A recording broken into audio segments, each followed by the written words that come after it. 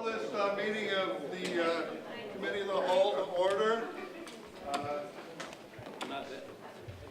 Mary, you want to lead us in the pledge? Yes. See, looking. I pledge allegiance to the flag of the United States of America and to the republic for which it stands, one nation, under God, indivisible, with liberty and justice for all. Thank you. Take the roll, please. Mayor. Here. Brooks. Here. Ayala. Summers. Here. Singer. Moran. Rice. Harris. Here. Spinier. Benefield. Here. Fritz. Gould. Here. Militello. Here. Ballard. Here. Frizalone. Yes. Here. Winfrey. Here. Parker. Here. Staley Berry. Here. Challenger. Yes. Markham. Here. Hart. Yes. Tumanello. Here. Weigel. Here. Berry. Here. Prolitis. Here. And Eustace. Okay, thank you everyone for taking some extra time today to go through a very important project. For many of you, this project may be something you've worked on for the last couple of years. I've been working on this for the last 20. So it's nice to see the project coming along. This meeting really is to bring everyone up to speed where we're at. You know, we asked our team to put together a project based on $195 million. What that means, which that meant was, show us what we can get for $195 million. And that's why you'll see certain aspects of the project are not included, because that would have taken us over the $195 million. The biggest portion of that, you're going to hear about some very small items perhaps today. You're going to hear about the whole project. But the elimination of not building out the entire building is probably the one decision we're going to have to make, whether we're going to build out the entire building. I think you'll get a little bit today of why we might want to strongly consider that. I would say we should strongly consider it just to make the building more functional and take care of all the judges we need to take care of, so we're fully built out from an operational standpoint, because the operations are much more expensive to try to accommodate the number of judges, or we aren't able to get additional judges assigned to us because we have no place to put them. So there's that part of it, and I think, I don't know, is the chief judge with us here today? He is.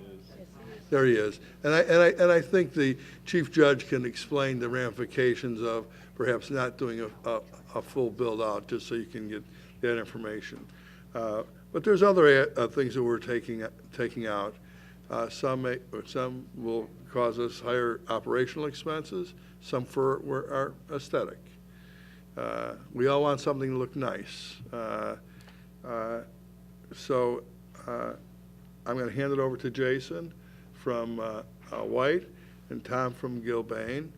They'll talk about some of the ramifications of excluding certain aspects of the project, which I might add, in the original design, they advised us to include much of this, including the build-out of the entire building and not shelling out 2 floors. So at this point, I'm just going to hand over to Jason, and we can have a question and answer portion when Jason and Tom are done with their presentation. Okay. Good morning. Thanks, everyone. I'm Jason Dwyer with White & Company. Hopefully I didn't put you to sleep by turning all the lights off there. So as Jim said, I'm going to kind of walk you through the overall design for the courts project and then talk about a couple other specific recommendations we have. Before I get into the Looks like I just lost my presentation. Maybe I won't do that. Hold on one second.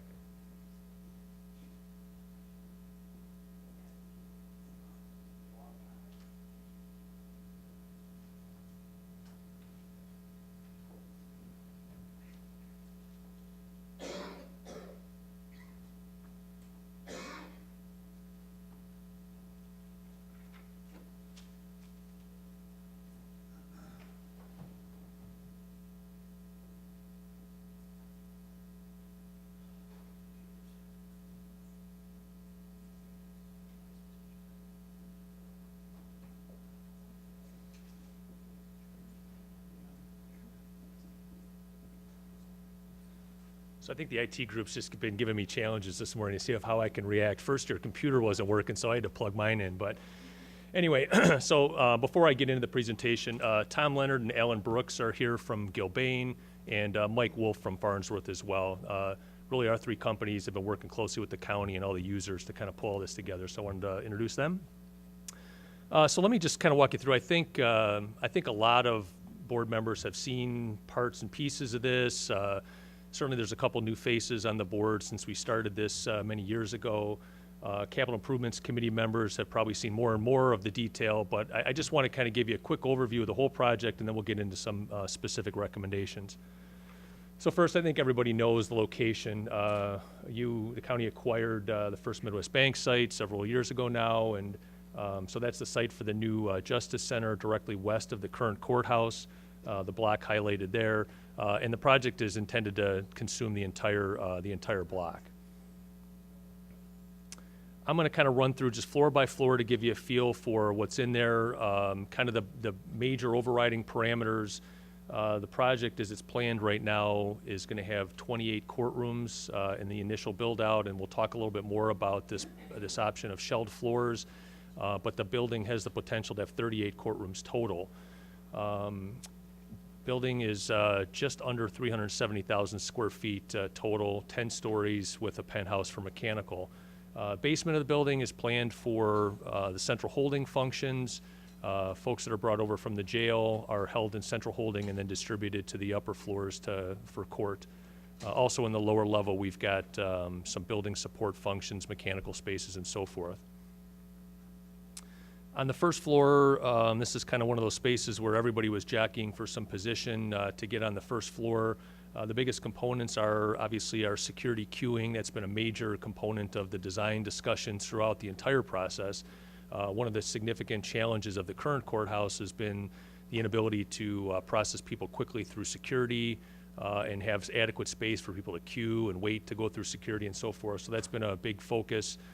That's this area right here where we're focusing a lot of area for security queuing and security screening. Also on the first floor, we're trying to accommodate most of our higher volume functions. So we have a traffic court on the first floor. That's a high volume courtroom.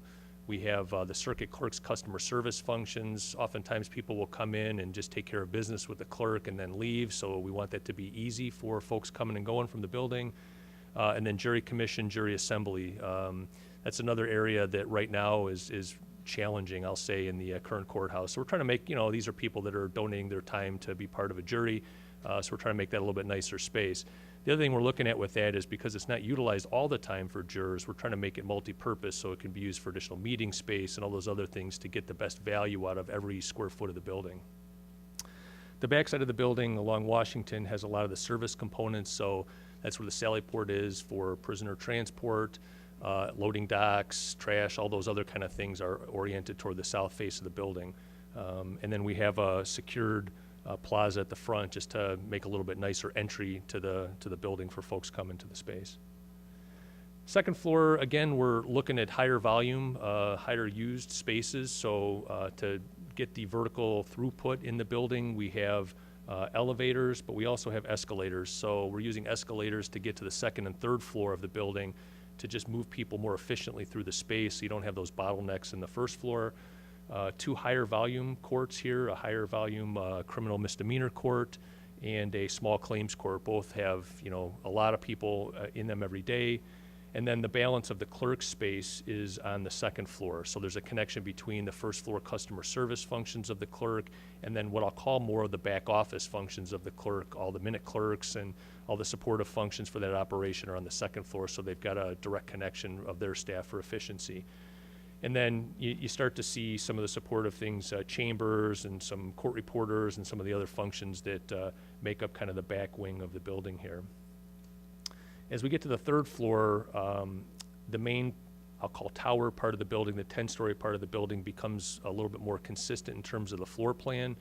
We have 4 courts on this floor, and then this wing of the building, we have been referring to it as the agency wing. This tends to be much more office-oriented, so we have some satellite space for adult probation, law library space here, some satellite state's attorney space. I think a lot of you will recall that, we did in master planning look at all these options to consolidate every court function in the building, but it became a little too large of a building at that point. So what we have is still state's attorney, public defender, probation are still residing with their primary offices in other buildings, but what we've accommodated is we'll call it kind of a staging or touchdown space for them so that, if they are done with court and they need to just pop back to an office, take care of a little business, rather than for the state's attorney, for example, walking across back to the MCO building, they can take care of some business quickly without having to leave the building. One of the other major things in the design, right now, in the current courthouse, there's not a good separation between the public, private staff areas. That was, made better in recent years. And then detention or the secure detainee movement in custodies. That is difficult right now. That happens kind of through the back judges' corridors, which is not an ideal scenario. So what we've done is we have a primary public corridor that faces toward the north. It also has a lot of natural light, which you don't have in the current courthouse. That tends to make things a little less stressful and volatile environment. And then the back here in the orange is really where the staff would be. That's a restricted access corridor, not to be used by the public. And then we have these red cores here, so in custody defendants will come from central holding in the basement up through a dedicated secured elevator right into holding, come into the courtroom, take care of business, and then right back into holding. So right now what happens is you might have 10, 12 in custodies brought into a courtroom sitting in a jury box, and that's just not a good idea. You don't want to have that many people sitting in a courtroom together. I think fortunately there hasn't been any major issues, but it's not a great scenario, so we're correcting that with this design. Okay, so moving up to the fourth floor, we have, again, 4 courts planned here. A lot of the back corridor functions are judges' chambers and other supportive functions, and then we have jury spaces on the wings here. The idea with moving them out to the wings is, again, we're trying to get the best use out of every square foot of the building. So if a jury is not in session, then those spaces can be flexed to be used for other types of meetings. We have a secured point here and then another one back here. So you could bring public in there to do a different type of function. So those are all the details we've been working out with the judges and sheriff's officers and all that to work out the logistics on it. This court here is one of the specialty courts, criminal special proceedings court. So that's a larger court. That would be where you'd have some of your more significant trials and so forth, where you need more people, more counsel. So that courtroom is larger. The standard courtrooms are approximately 1,700 square feet. A lot of that is dictated by Illinois court standards and the accommodations that are needed in the well of the courtroom, the litigation area, and then providing a little bit more seating area so you don't have so many people waiting in the hallway for trials and cases. We also have public defender, I mentioned their satellite office, and then the alternative dispute resolution, which is currently in the MCO building, is moving over to this building as well. The fifth floor is where the agency wing of the building drops off. We have a vegetated green roof and then a terrace that I'll talk about a little bit more later. We have a food service component here, not full-blown cafeteria, but kind of a lighter food service, high-end vending, maybe some sandwiches in that. Just recently, we had a good meeting with a proposed vendor who would operate that. So they feel very good about the potential there, so we're continuing to progress on that. One of the things we've done with that is instead of having large break rooms for every department in the building. We've tried to shrink those to accommodate more flexible space here where people can take a break, also as amenity for public and so forth as well. 6 and 7, we did a slight shift. Originally, we were looking at the project of having 24 courts as we planned it out initially in the initial build out, and then going up to 34 courts, and that was staying consistent with a 4-court per floor. However, there was always a desire to try to maximize the number of courtrooms in the building and get the best efficiency out of it. So we did a lot of study with the judges and other participants, and we were able to accommodate on 6 and 7, 5 courts per floor. So within the same total square footage of the building, we're able to get additional courtrooms, 2 more at the initial build out, and then as many as 4 total additional courtrooms if you build out the shelled floors. So these are a lot of family courts on this floor, and then we've created a little bit different court, like a bench trial court that just doesn't require as much space. And that's kind of one of the strategies we use to maximize the footprint. So 8 and 9, these are the floors that right now are planned as shelled floors, so unfinished. We have a concept in terms of the planning and what types of courts would be there. Again, these would accommodate 5 courts per floor. We start getting into more of the civil courts in this case, in these floors. A lot of the other floors were focused a lot on family and criminal courts, which is displacing or replacing a lot of the stuff in the current courthouse. Then the 10th floor, we have 1 more special proceedings court. So this would be a civil special proceedings court. Again, the higher volume court cases. The court administrative areas are up here on the 10th floor. And then we have a couple other sort of more specialty type courts. And then grand jury is also in this area. So grand jury is currently over at the EMCO building. We'll be moving to this building as well. And then the penthouse is most of the mechanical systems and so forth for the building. So I'll just quickly go through a couple images. I think a lot of you have seen these before. This is just an aerial view of what we're looking at. Shows kind of the main tower section and the agency wing. We're calling this kind of the entry pavilion here. We're trying to pull security out from the base of the building to accommodate the extra square footage needed for the queuing and so forth. This is a ground level shot, kind of looking really from, I guess, the Pioneer building, kitty corner across the street. You can see the EMCO building here and the existing courthouse over here. It's going to be a pretty significant building in the downtown. We're talking height-wise just under 200 feet in height.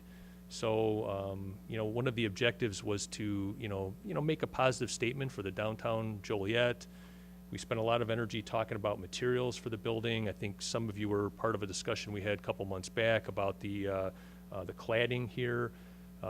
We've opted to go with a limestone rain screen system.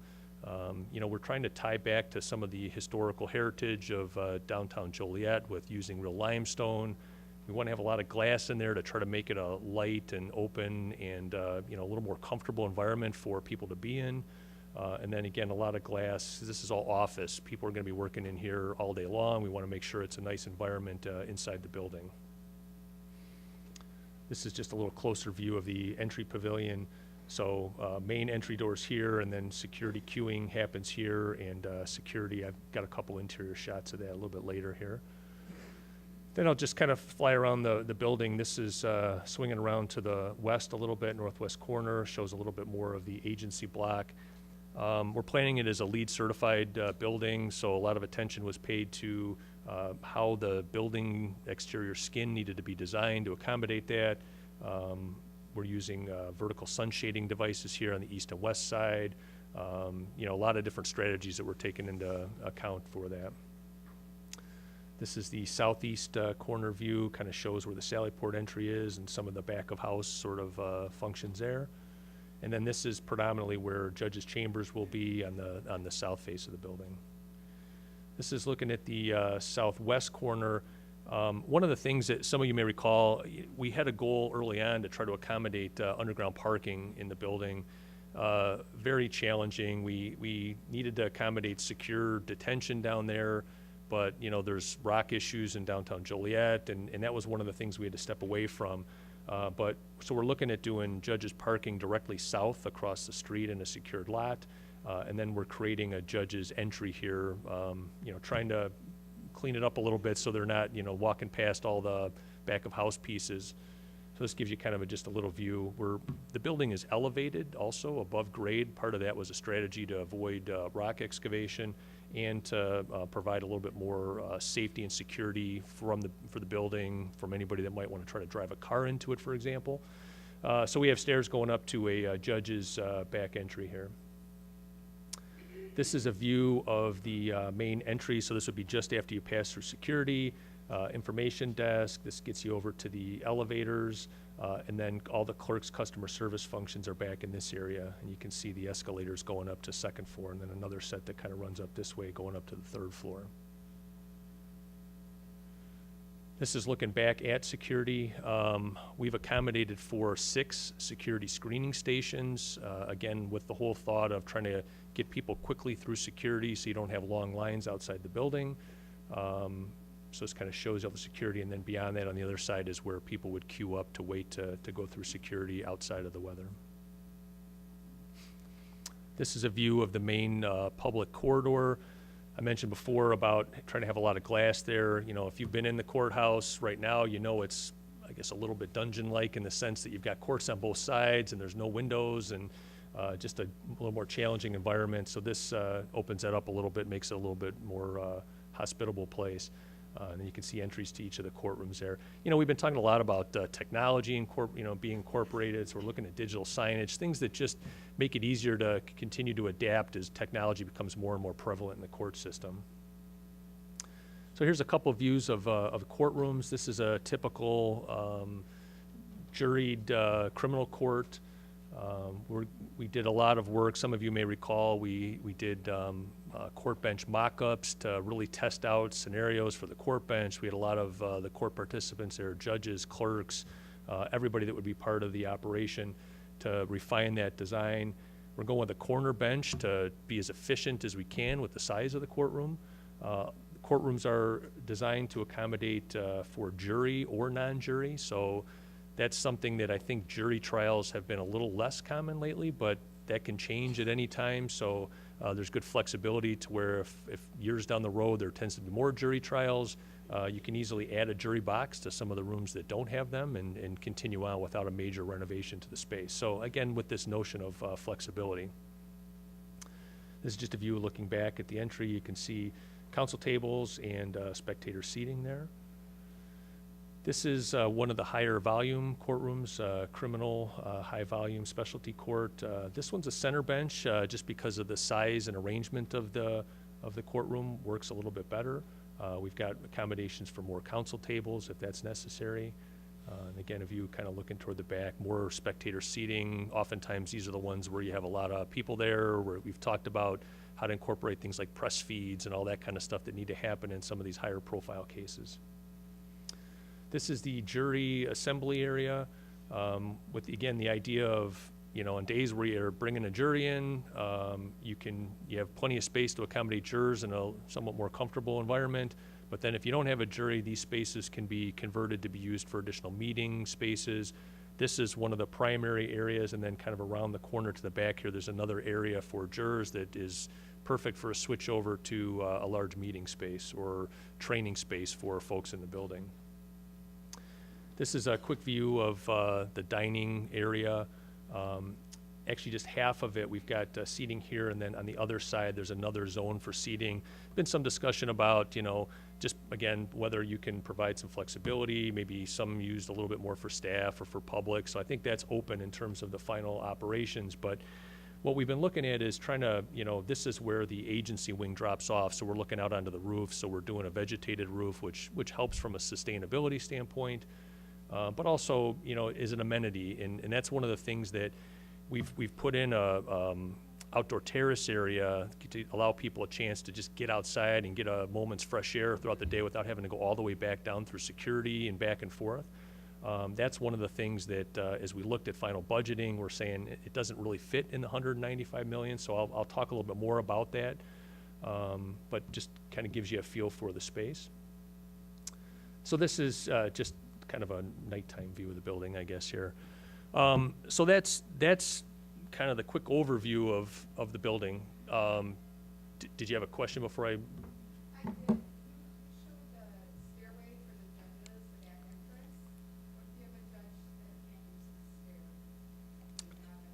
Yes. So the view I showed was from the south side, where we have stairs.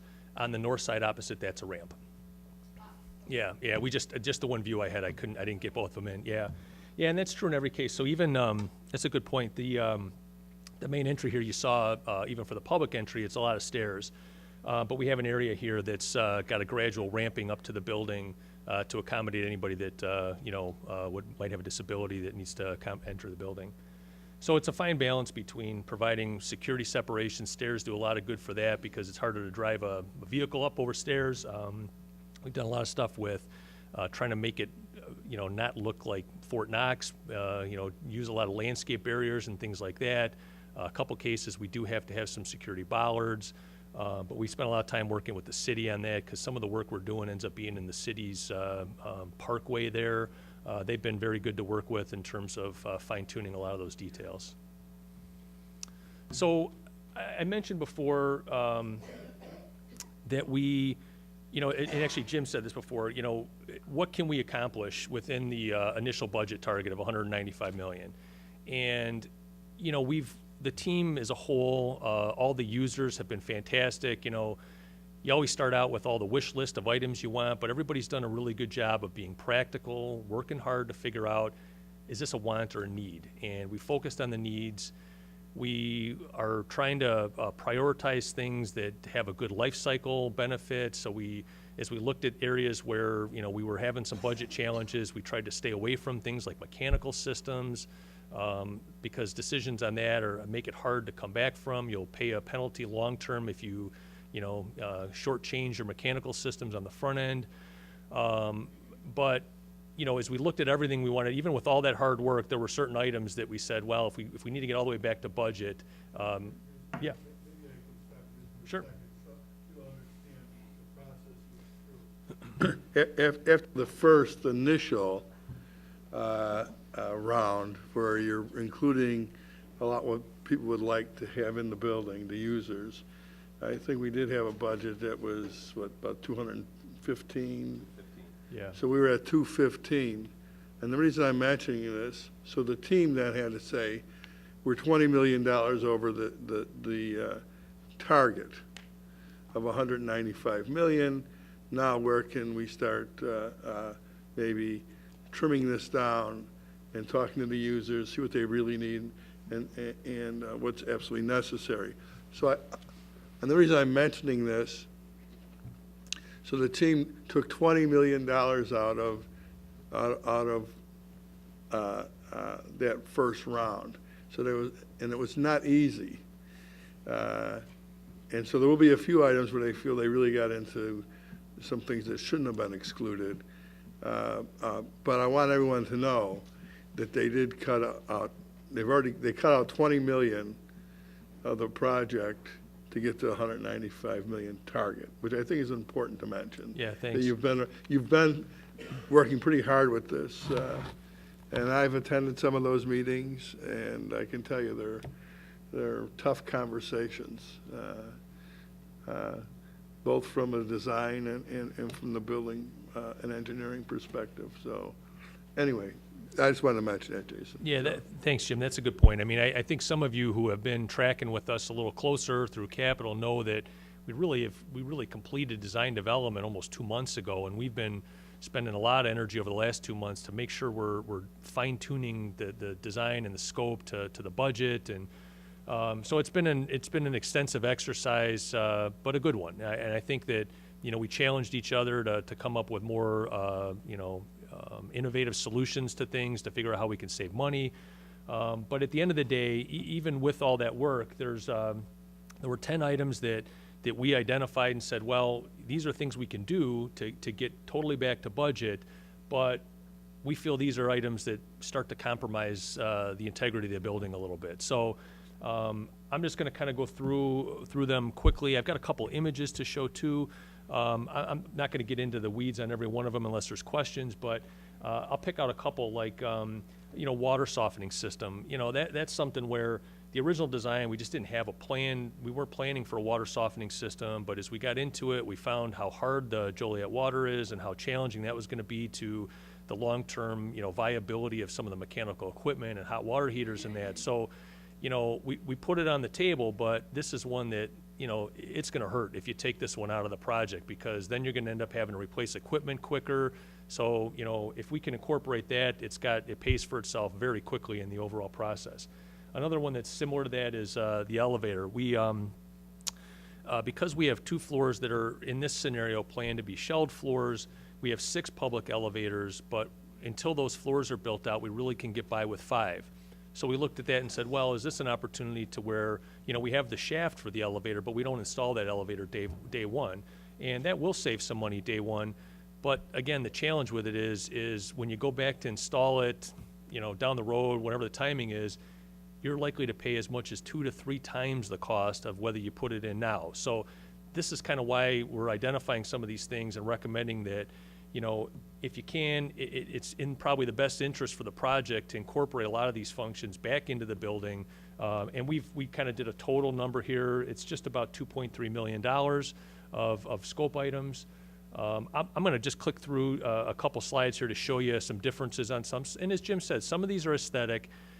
We kind of took out all the aesthetic things that we felt we could do in the first round of cutting. There's a couple on here that, I think really start to give you a totally different look for the building. So I'll try to give you a feel for those. One of the first ones on this list was, it's kind of technical, but we've got columns in the building that are, in and adjacent to public spaces. And we made a decision to get to budget to go with squared off column enclosures, but you can see that you end up having to do these corner guards, or you get something like this. It starts looking a little bit more like a hospital than a courthouse. The other thing is they're right along the curved public corridor, so they take up a lot more space in this instance, so it kind of hinders the public circulation there. So one of the options is to go back to a round column enclosure. We've looked at things like stainless steel is a preferred in terms of durability, but what we're proposing is to go with GFRG, which is glass fiber reinforced gypsum. Still a durable product at a lower cost, but this is one that we think is going to pay dividends in terms of maintenance long term. They won't get beat up the same way that a squared off one will, and makes it easier to move through the space. These also, there's 2 parts to this one. This also occurs in the office areas. We've really tightened the offices down as tight as we can, and when you go to a square column enclosure, it even gets difficult to accommodate furniture in some of the spaces. So this one is that's why we're recommending going back to a round column enclosure. One of them has to do too with the plaza. We're proposing a precast concrete paver plaza as opposed to just a poured concrete plaza. This again, I think, is going to help with long-term durability.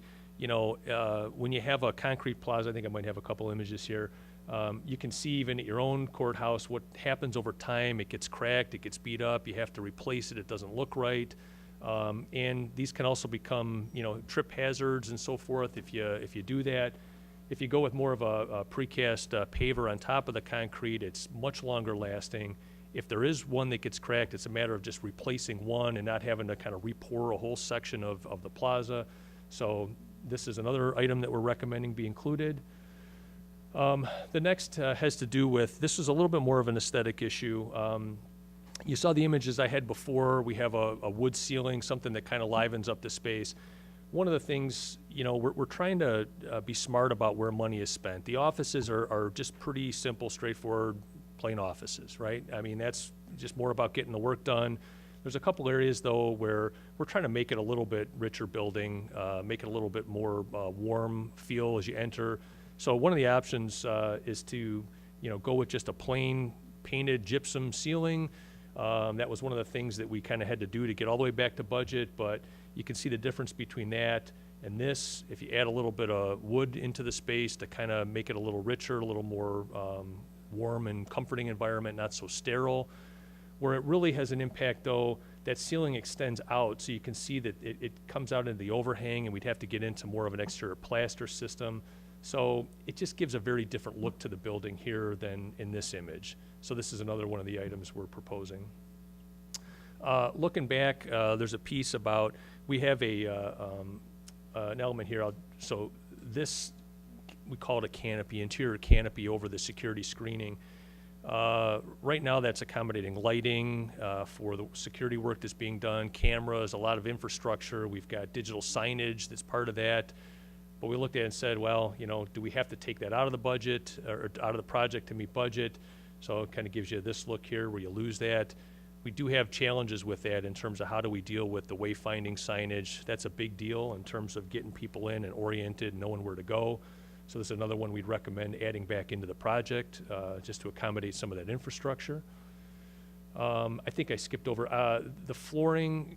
We had a base system here of a tile floor, but one of the things we've talked a lot about is just in the main public lobby, which gets the most traffic, go into a terrazzo floor there. Anybody who's seen, I mean, even in this building, you know, with terrazzo, that can last forever if it's done well.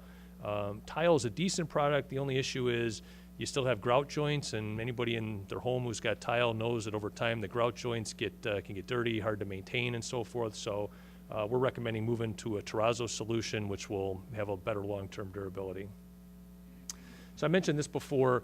This is that outdoor terrace. So this gives an opportunity for folks in the building to, from the fourth floor from the cafeteria, just to step out, get some fresh air, without having to go all the way back down through security and then back up through security. So we're trying to tie this to the dining space. We met with this potential food service operator that would be in the building. They saw this as a benefit. I think that you know, the more you can make it a good space, it makes that food service operation more viable for people that are in the building. The objective is to not have a county-run food service operation. So the more you can keep people there buying product there, the better it is for the operator to be self-sustaining. So this also adds to that, in addition to just kind of giving a space for people to step outside without having to go through security. Another one is in the courtrooms. You know, we're trying to, I mentioned before that in the office areas, you know, it's a little bit simpler finish material, but we're trying to be respectful to the work that's done in the courtrooms, a little bit more dignified. So this is kind of a minor item, but we looked at options to just do more painted drywall, which just has a little bit more sterile look to it versus adding a little bit of wood into it. So not a big cost item, but something that I think just ties the overall design together a little bit better and makes it a better finished product. So it's just a couple more views of that, of the differences. So that's kind of the bulk of the kind of smaller items that we've talked about, and items that we feel pretty strongly are going to provide, you know, good payback for you, and, you know, make it an investment that the county's proud of overall. So that's those key items. Did you want me to jump into? Yeah. Excuse me, the full build out on 8 Sure. and 9. Okay. And the fact that percentage, that's a lot more courtrooms too, by the way. Correct. So I'll set the stage on that.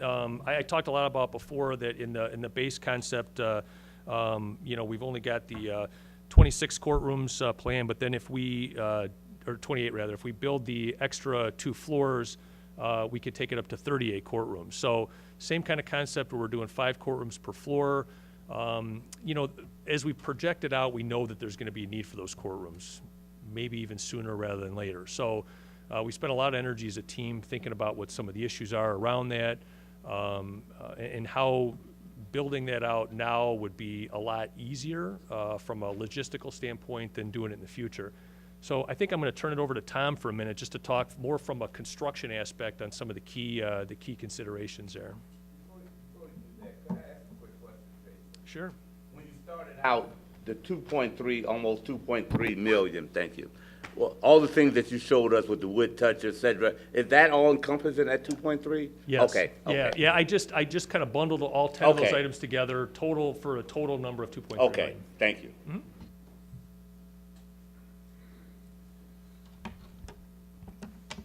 What we wanted to talk about, and what Jim and Jason had been alluding to here with the build out of floors 8 and 9, currently in the base now, in the $195.5 million budget, We just have shelled those floors. We have not built them out. There's no courtroom space or anything else on there. It's just no toilet rooms, just unbuilt space. What we kind of wanted to talk a little bit about today was building those courtrooms out on floors 8 and 9 with the rest of the building during the construction of the project going forward, so that these are incorporated into the building now and not at a later date. We've got some bullet points up here as to why that makes sense, both financially, the operations. It's much less disruptive to the courthouse operations to do this work now rather than, say, have the project complete. Courtrooms are occupied, courts in session, and then we're trying to build out floors 8 and 9 at that point in time. The cost, I think, is something that we've looked at. I think it might be on the next image, and we'll get to that in a second. But doing it during during the courtroom build out after the building's occupied is going to require the work to be done either on second shift and overtime on weekends, which is obviously much more expensive and is going to cost quite a bit more to do that than it would now. We took a look at some of the other items too. All of the stocking of the floors, which you would normally do now during construction, you would do with a window leave out so that you can get drywall and other materials up onto the floors. Doing it later on after the building's occupied, you're going to have to do it with the freight elevator, which is much less efficient. You're not going to be able to put as much weight on that. It's going to require to do this in a much less efficient manner. And typically when we see tenant work done in buildings that have already been completed, the base bid, you put a premium in there for any dings and dents and things that you're going to have to the lobby-way, to the flooring, to the walls around the elevators. Obviously the elevators get pads and you can protect the inside walls fairly well, but there is the chance too that you're going to damage some of the existing finishes, floors, lobbies, lobby walls and things doing it after the base building is done. We'll have to connect to existing MEP, fire protection systems, security systems when we build out 8 and 9 at a later date. That could cause disruption, the cut-ins, the tie-ins. Some of the systems may be down during the tie-in parts of the construction, so that can also be disruptive to the entire building when we do this at a later date. It probably has to be done on weekends, cutovers and tie-ins, and that obviously just costs more money to doing it at that point in time too. There is some run of security, and I don't mean to say that it's construction guys or workers will be running amok in there, but there is a security risk when you do it later. I think with the entrance, the egress, the ingress, people coming in and out of the building, doing it on off hours if it's overnight, second shift, third shift, or on weekends, and that can pose a potential risk also to the building, to security. We understand that the building may be utilized in the future more than just the 5 days a week, so that's also something to consider too. The build out, doing it after the building's occupied, is also going to take more time from a scheduling standpoint, just because it's so much less efficient. You're going to be doing it, as we've said through the first 5 or 6 bullet points there, weekends, overtime, limited access, and the schedule will just extend out to do it that way, which means also more cost to do it after the building's occupied. And looking at the documents and talking with White, with Jason, about how we would capture the alternates on the bid documents might be difficult to do, to get everything noted on the drawings that we need to have a complete and quality build out. We looked at it too from the standpoint that if you've got many alternates, and that's what these would become in the bid document forms with the bidders responding, there can be somewhat unclarity. There can be issues with what have they included in their bid, what the intent is versus what they show versus what they include in their numbers. So that can also work against us and can impact the number of bidders that we have for certain bid packages, because the build-out and the alternates will affect pretty much every trade that we've got working on the building.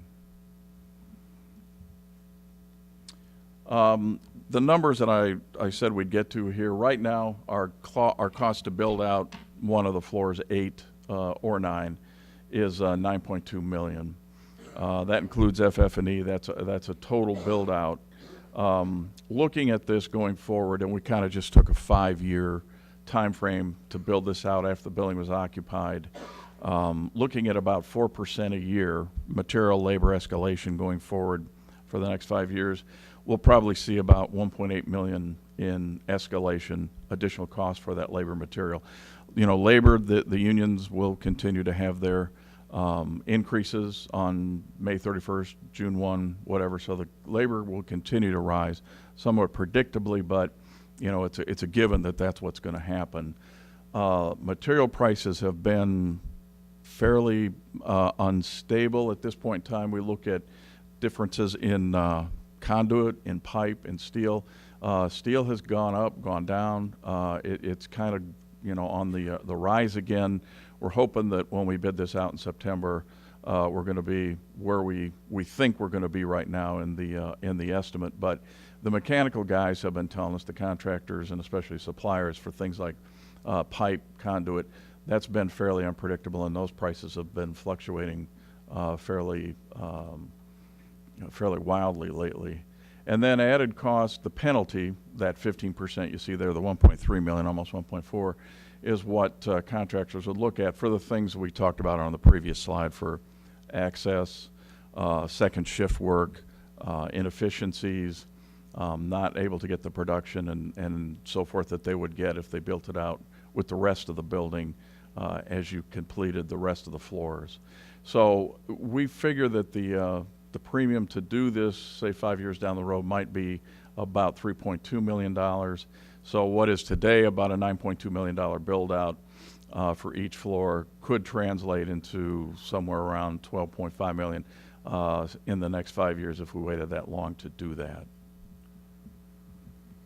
So we just wanted to touch on that as we go forward. Jason and White are preparing the bid documents. They'll be issuing those to us the end of August. They've hit all of their dates. We're looking at their 50% construction document set right now, and we anticipate trying to get everything together so that we're going to go out to bid in September. So this is one of these decisions that we want to get out there and get everybody thinking about, and you know, try and make that call heading into the final release of the bid documents at the end of August.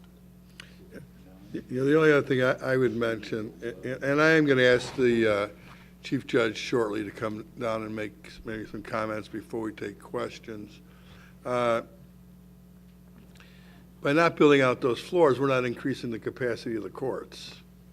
We're basically leaving the capacity where it is today. And the whole idea was to increase the capacity of the courts so we can get the appropriate amount of judges that are warranted for the population of Will County. So away from cost and, you know, the cost more later, we're not increasing the capacity. I think that's the other aspect you have to consider heavily. So I just want to throw that out. Tom, your presentation is completed at this point. I would ask the judge before we take questions to maybe make, if he'd like, to maybe make some comments about where we're at this point on the courthouse. Would you like to come down, Judge, and say a few words? I can come down there, or I can speak from here. Come on down. Come on down. Let people see you. You know. See ya. That's my south side stuff. Come on. Thanks, Ed.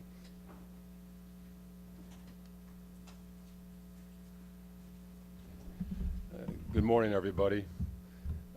Thank you all for doing this. I can't express our gratitude from the judicial branch of government more than I can't tell you how much this has been needed, and all of your help in getting this done. A couple of comments I would like to make. First, as to the the request by White to potentially add back in some of those 10 items or all those 10 items, I would like to say this. Jason has known from day one that I've told him that I'm a function over form guy. Make it work first, and then if it looks pretty later, then okay. But there are exceptions to every rule, I guess, and Jason has hit on most of these. Some of these items that he's talking about are function items. Of course, the elevator, the water softener system, but most of them has to do with the aesthetics of the courthouse. And what I had to say about that is, if you go through a town, if you drive through a town you've never been to before, I can guarantee you that you'll know instantly which building's the courthouse. And that's not by accident. It's important that people are in front of a judge.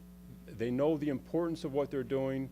They know the formality of what they're doing. Witnesses, defendants, petitioners, respondents, they know that they have to comply with court orders. We want to put them emotionally and mentally in a mental state where they understand all of this. And that doesn't start when they're in front of a judge. That doesn't start when they walk into the courtroom. That doesn't start in the public hallways. It starts when they approach the building. And you want the building to look like a courthouse, to set that emotional framework in their head. And I think a lot of what Jason is suggesting helps do that. And quite frankly, it is more difficult to make a 10-story building look like a courthouse than an old-time 2- or 3-story courthouse. And I think Jason and his people have done a great job in going this far in making that happen. And I think that these extra steps that they would like to add back into the courthouse will be advantageous to the judiciary in accomplishing our job on behalf of the residents of this county. As to the issue of the build-out, the shelved floors, part of it's math. We have 36 judges now. We have a right to 2 more that we can't get because we don't have room for them based on the 2010 census. And by the projections for 2020, it's my expectation that we'll have a right to 2 or 3 more. So that'll be 4 or 5 judges that we'll have a right to in 2020. We have 36 judges right now. That will mean we'll have a right to 40 or 41 judges for our county. And that's based on population growth. We have a right to we have a right to a new associate judge for every 35,000 new population from one census to the next. That's by law, that's in the statute, for those of you who didn't know that. So that's where these projections come from. It's math. Going back to our courtrooms, we have, if we open this courthouse, the new courthouse with 28 courtrooms, we'll have 28 there, 6 in the EMCO building, 2 out at River Valley. That will give us 36 courtrooms. And we will have 40 or 41 judges. The math just doesn't work. We have an example of, we have 2 floaters, we have 2 branch court judges. The branch court judges are out in the branch courts, and you know, most of you know about the branch courts. We have one in Peatone, Frankfort, Wilmington, Braidwood, Lockport, Bolingbrook, Plainfield.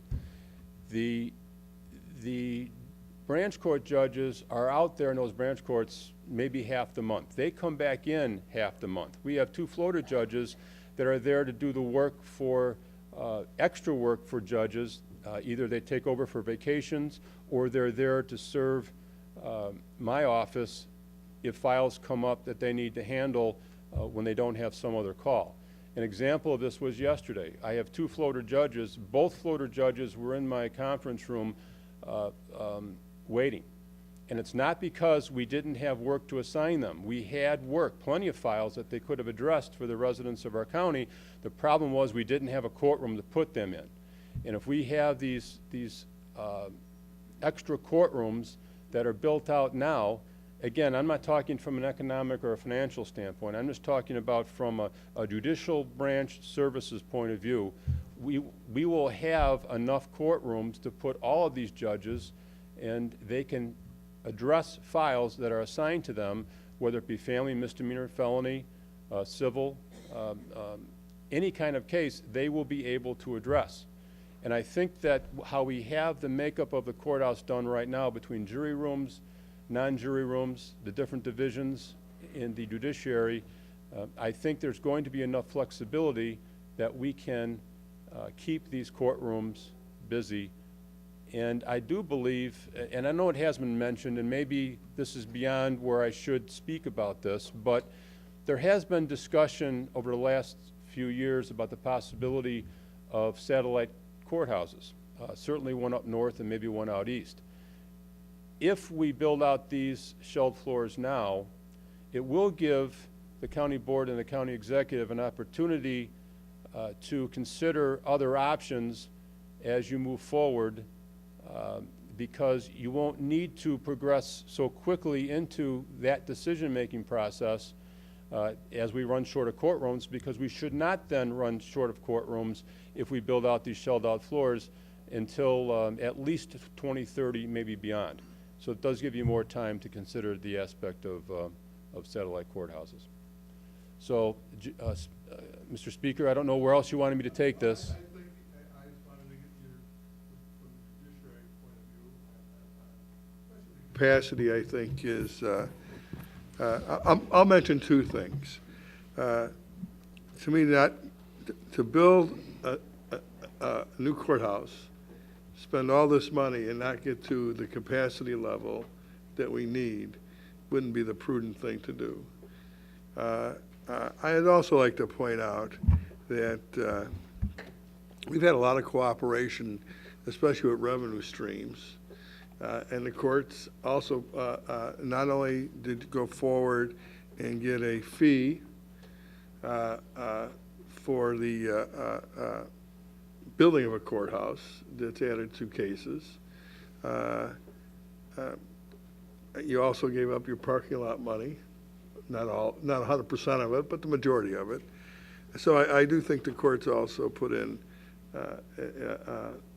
helped as much as they could on the financial side, which I think we should not dismiss. And certainly, I think part of the reason was so we could accomplish the capacity and have a courthouse that looked like a courthouse. So I want to throw that out there too. There was financial participation by the judiciary and continues to be. So it gives you a little, I think, a little more skin in the game, so to speak, Judge. We tend to think population-wise, actually I think Will County is fortunate that our crime rates are pretty low compared to some of our surrounding counties. But the one thing you can be assured of, we tend to think about the criminal side, but with population, we know the civil side demand will grow, whether it's civil lawsuits, whether it's divorces, custody cases, that grows considerably, and we tend not to hit on. You can't avoid that as the population grows. That's why new judges are based on population growth. So you can't avoid that part. And what I want to also point out, not everybody that walks in a courthouse, in a courtroom is a criminal. They're regular citizens that are there for some other type of reason, civil reason.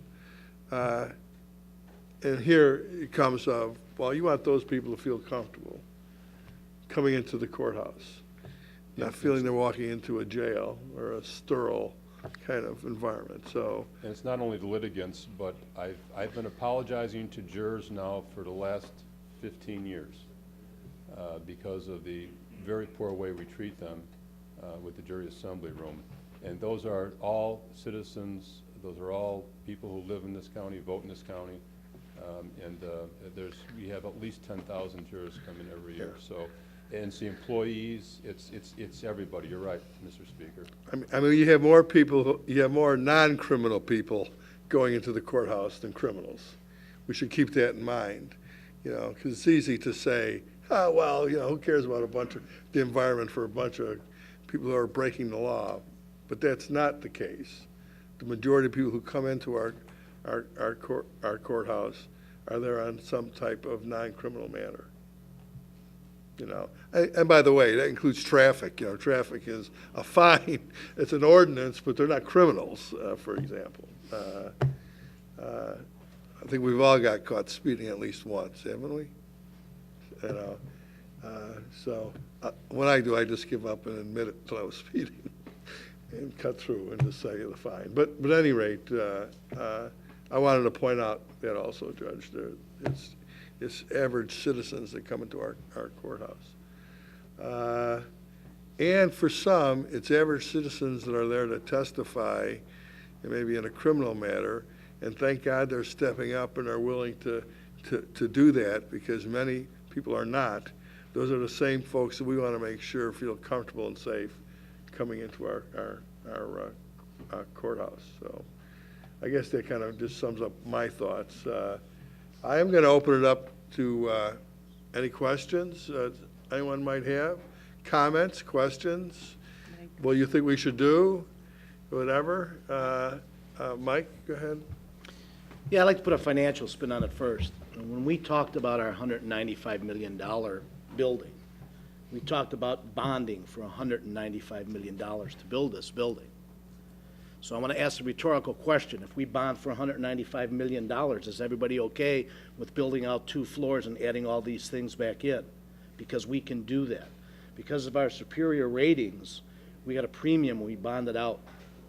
So for $195 million worth of bonding, we can do all of this, including the 2 floors.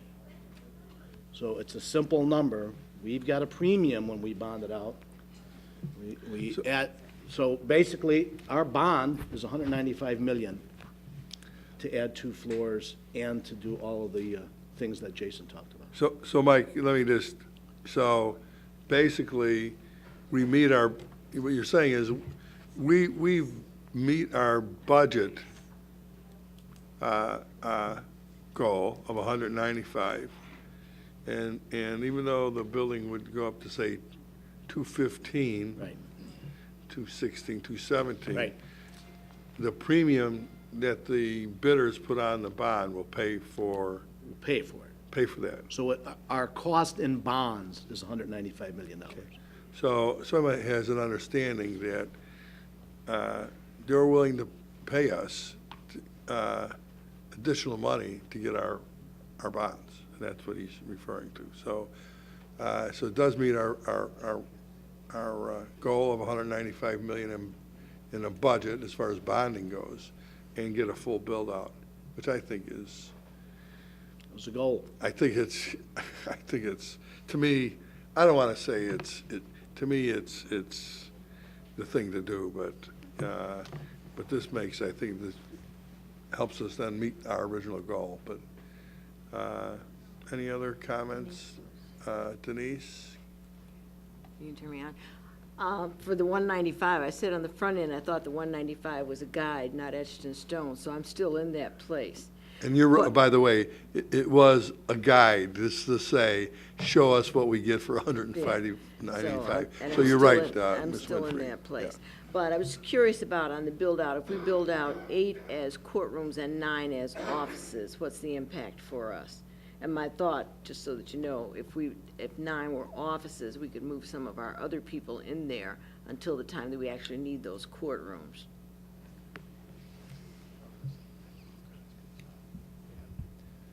Let me start out on that by just talking about it from an operational standpoint. You know, one of the big drivers here too is to minimize the number of facilities that have courtrooms in them. The thought being there that when you look at buildings that in terms of operations, the more buildings that have courtrooms in it, it's just that much more intensive to operate. And in terms of, you know, having all the security that needs to be there and the screening and all that kind of stuff. So I'd say if we did the master planning projections going out to, 2040, 2050 and beyond, looking at what population growth is and all that, I think that as you look out long-term, the county's gonna need more courtrooms than just one shelled floor. So that's why we had this, because we've tested some scenarios about, do we move like probation or some other, office function into the building, for example. But I think that the way the building is designed, and it's designed really purposefully with the floor-to-floor heights and all the other things that come into play and are required for courtrooms, it's probably best to reserve that space for courtrooms because you're going to need them long-term.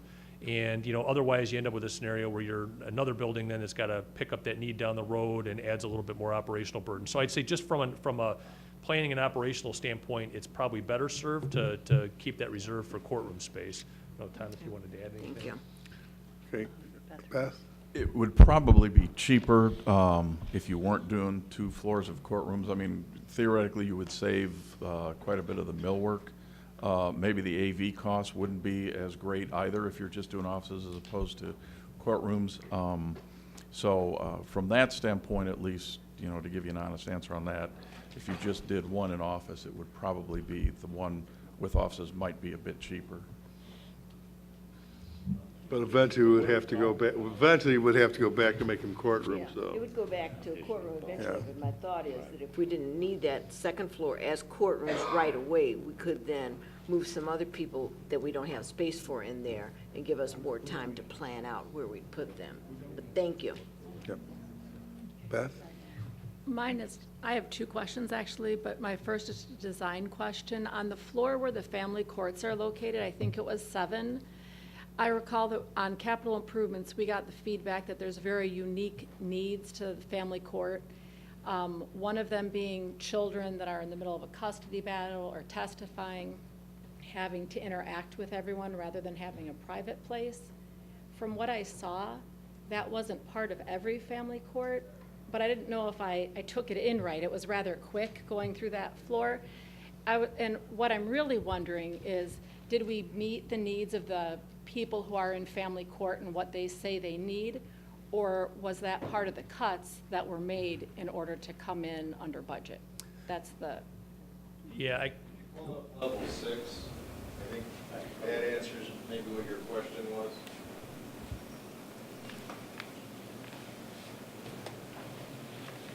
Okay. All those conference rooms where it says family high volume, is that what you're referring to? Where the children can meet in those rooms? Yeah, quick answer to the question is, we were able to meet all the required program elements for the family courts. Even though we added the 5th court here, this isn't all family. This is intended to be slightly different, a criminal bench. But you can see the difference. I'll just go down one. On these, you've got 2 conferencing spaces outside of a courtroom. On the family 4, we've got 4. A lot of this is about providing separations of the different participants. We also have more specialty space over here, which would be like a family waiting. So all those program elements that we discussed in the planning have been addressed in the floor. okay, and that family waiting isn't specific to the one courthouse, it's a family waiting for the whole floor of people who are using that. Right. I mean, what it is we're trying to provide a variety of spaces. Any one of these could be used for a waiting space as well, because they don't all need to be used for conferencing, but the idea is to provide enough separated spaces to keep, different parties separated, children, Okay. two spouses that are having a difficult time, just keeping people separated. So the idea is to provide a lot of flexible space to accommodate those functions on the floor. Okay, that fully answers my question. I was just hoping we didn't cut from what they needed for their unique needs. Okay. Okay. No changes to their needs there, yeah. Gretchen, do you have a question? I just want to plant the thought in anyone's mind who may agree with me. On number 8, I actually like the photo with the white ceilings better than the wood, and that would save us like $400,000. So I just want to put it out there in case anyone happens to agree. I don't think number 3 is that big of a deal, down the road. Give somebody some union work to do, but I think that those are the only 2 that I have reservations. Okay. Jackie? I think Mike kind of answered my question. I am fine with keeping these 2.28 million, whatever it is, 800,000 in the plan. And if we don't build out floors 8 and 9, I don't see the purpose of ever even building this courthouse. And if we're not adding courtrooms, there I agree isn't with you. a purpose. Right. We're just spending $195 million to replace a building, and that's nice, but if we're not adding courtrooms, it doesn't make any sense. Okay. are adding courtrooms with the new building. Oh, no, We no. only have 31 right I now. didn't understand that from the way the judge spoke, but, you know, maybe semantics somewhere along the line. Yeah. Do you want me to? Darren? Jim, I think the chief judge wanted to address that Oh, statement okay. just before I don't think we're adding any capacity without those floors, actually. It's an issue of, again, it's for where I started the math at. It's, we have 23 courtrooms in the current courthouse right now. It's designed currently to open with 28. I'm not coming from that perspective. I'm coming from the perspective that I know how many judges we're going to be getting and needing and how many courtrooms compared to that. That's where I was coming from. Right, no, I agree with you. But if we Well, aren't finishing out these 2 floors, or at least one of the 2 floors, we're not really adding any capacity. If we don't add 2 floors, okay, it appears that it adds capacity for 5, but we already have judges to fill those. Right. Plus the ones we're You know, the point is it doesn't meet our need for courtrooms with the capacity that we currently should have for judges. Correct. So, okay, Darren? Thanks, Jim, for getting back to me on that. You know, this is a big project, and, you know, I keep going back and forth with, I understand the needs of adding floors 8 and 9, and Denise kind of struck on something that caused me to think a little bit about it, and along with the judge's statements about satellite offices. You know, we're talking about 28 courtrooms right now. You know, if we built out floor 8 with courts, as she suggested, we'd be at 33. We put offices on 9. Where do satellite offices come into this discussion? You know, and what's the cost to build a satellite office? Because though I agree that we need more courtrooms, and I'm in agreement that, yes, we could go to 33 with, you know, without any convincing. I'm just not sure that we need to go to 38 in one building without convincing. Because I think that part of what we have to keep in mind is the user. And I'm not sure we want every person in the entire county having to drive to Joliet in order to go to court. So I start thinking about the satellites. You know, it'd be nice to have one way east or one way north to limit that travel time and having to come into Joliet. So I don't think that we need all of the courtrooms in one building. You know what, I think that, and we did have a brief discussion on this some time back, Darren, and it was about the need and the functionality of the courts versus convenience to the public, you know, and satellite courts, at this point in time, don't necessarily add to the capacity to what we need in the judicial system. And the cost of operating satellite courts from an operational standpoint can be considerable. And it's more of a convenience than a need for the functionality of the judicial system. That's why I think we chose to, at this point, say, well, we're going to focus more on the capacity and the functionality of the judicial system. Later down the road, those satellite courts won't just be for convenience, it would be more because of the need. So you really wait till there's the need versus the convenience. Certainly with the day-to-day type of thing that most of the public deals with, which is basically traffic and ordinance violations, the judiciary is accommodating that with the, what I call road courts, whether, you know, and there's, I think the judge went through them. I know there's one in Frankfurt that serves part of the New Lenox area, the Mokina, the village of Frankfurt. They tend to come there for all those volume type. So I do think that we are meeting that kind of convenience need for the majority. Those courts are not set up to listen to felonies or Class X misdemeanors. They're certainly not set up for juries. So I think the way we're approaching it now is probably the prudent way of doing it. So I just, Can I just make a follow-up statement as Yeah, well? sure, I appreciate sure. you doing that. You know, I know that I just wanted to thank Jason for actually this presentation that he put on today, because it really gave me a good visual of what the difference is for $2 million when you look at it in the scope of roughly $195 million project.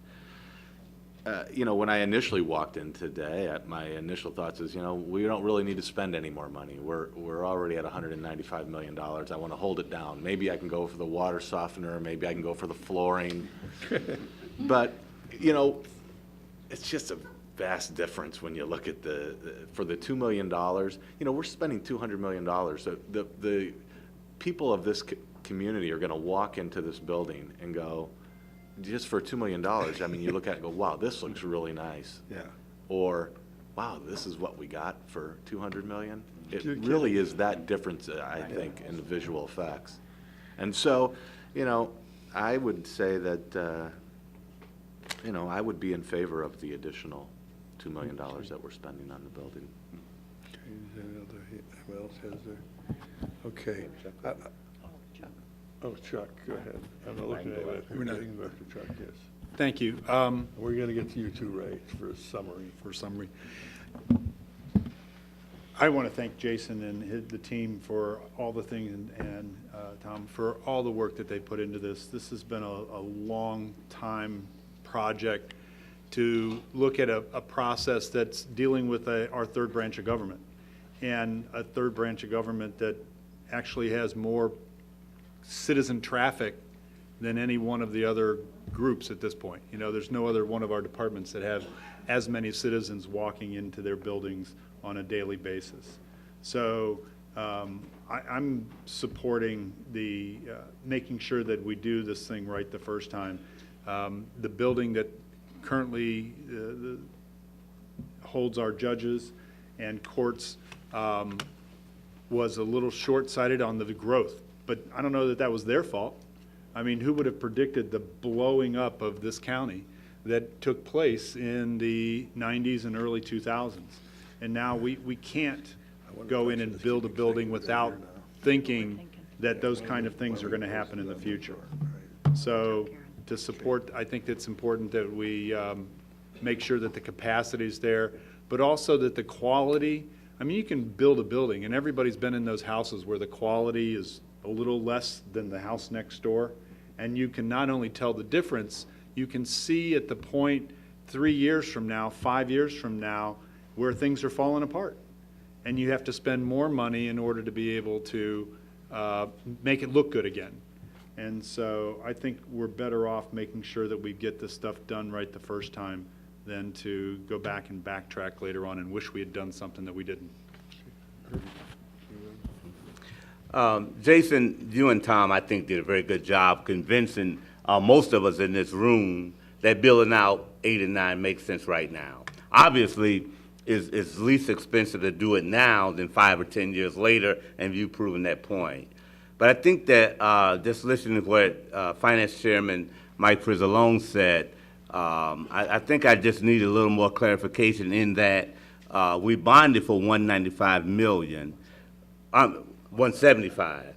We're at 195. An additional 2 floors, we're looking at between 18, 19 million. And I also agree that adding the little wooden touches, et cetera, for the 2.3, I think that makes sense too. I think it really adds a nice touch to the courthouse. And with that kind of investment, you know, if I was going to buy a $50,000 car, you better throw in the sunroof. So I think that extra touch, I mean, it makes sense to me. But I think what I needed to understand a little better, Mike, from you, is the additional bonding. We've already bonded for 175 mil, but now we're over 200 mil. So when you go to bond out, and we went for 175 million, if your average risk, people will pay $175 million for your bond, you get $175 million, and then you have to pay back $175 million. But when your risk is really good, they want to give you more money to get it, to get those bonds. So when we bonded out for 175 million, we actually got $205 million for our 175. So we now have Like free money. 205 million, but our bonds are only for 175.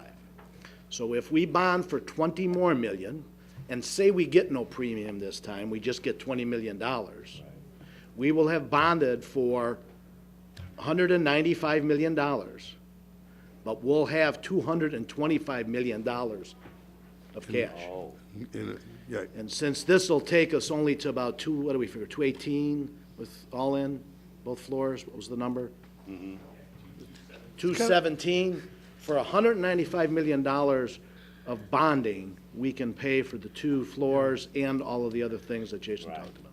you know, it's kind of like when you list a house, and you list a house for 300,000, but there's such demand for the house, they bid the house up to 375, right? So it goes beyond the asking price, Right. so to speak. So we got more than we were asking for. Right. So, you know, I have Suzanne. Did you want to make a comment, Suzanne? Of course, I asked my questions before I Okay. sat down, so I was definitely okay. But I just wanted to say, I agree with Gretchen on the wood panel Okay. seal. That's it. So, Very so simple. here's, and I'm gonna let Mr. Tuminello make, maybe kind of sum it up if there's no more questions. I just wanna, now talk about process. One of the reasons I want to, first and foremost, I wanted to make sure that the entire board was brought up to speed on this project. Secondly, I wanted to hear your input, or the Capital Improvements Committee wanted to hear the input from the entire board on what they may be thinking. So now I'll go back to the Capital Improvements Committee. And by the way, Denise, I think you should, at that meeting, bring up your suggestion of something we should take a look at, maybe building out one floor for other needs and one for courts. I don't know how that overall affects the programming, because the programming's been done. So there may be some other issues with that. That's all I'm saying. So this also gives you additional time to think about some questions you might have, or some concerns you might have. So the Capital Committee will be making will be working on what they're going to recommend to the full board going forward. So you'll have another opportunity to have input. If you want to have some written questions, you can call the chairman of the Capitol if you can't make it, and express any thoughts or concerns. So, so at this point, Ray, I don't know if you want to say any. I'll just say a couple things. Thank you. A few words. First of all, I want to obviously thank White and Gilbane for all their hard work, as well as Dave Tack and O'Regan. All of us have really put in a lot of time. And Farnsworth. There you go. One of the things we were charged with right from the beginning was to make sure that we tried to keep this project in budget. And we felt we did a really good job delivering to you what, $195.5 million brought with the rain screen, the project. One of the things we did not want to do is we didn't want to cut any functionality out of that $195 million. I want to make sure we delivered a functional building to the chief judge and all the judges. So with that being said, I felt it was very important that we talk to everybody as a whole, and so did Jim. We brought it forward. You've seen the options that we have before us. We're in a very unique period of time when we decided last year to go out for a major bond and go out for the whole 175. At that time, there was extremely favorable market. Like we explained, we got an additional $30 million, almost of free money. It's $30 million that you could have towards building in the functionality for the future. My personal belief is that we go down, we accept these 8 changes, and we build the 2 floors all at the same time. I'll look forward to talking to Ms. Winfrey further about her idea.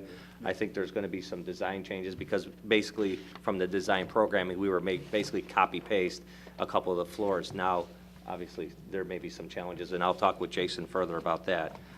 But if any of you have any questions or anything that you'd like to submit to me, I will absolutely carry them to the committee, and we'll discuss them there.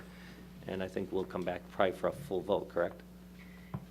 Oh, yeah, we'll bring it back to the full board on the recommendations of the Of the capital. Capital Committee. It'll come back in resolution form. It will be more a yes or no by the full board. That's why it's important if you have additional, you'd like to have some additional input to get it to the Capital Committee. That'll be their first meeting in I guess it'll be the June. first, no, it'll be the first Tuesday in June when this will be discussed. Not at the next meeting, which is next Tuesday. Right, June Because we 6th. wouldn't get it to the full board this month anyway, so. Yep. So it gives everybody additional time, nobody feels rushed, okay? At this point, is there any comments by the public? Hearing none, I'll entertain a motion to adjourn the Committee of the Whole. So moved. Second, all in favor? Aye, opposed?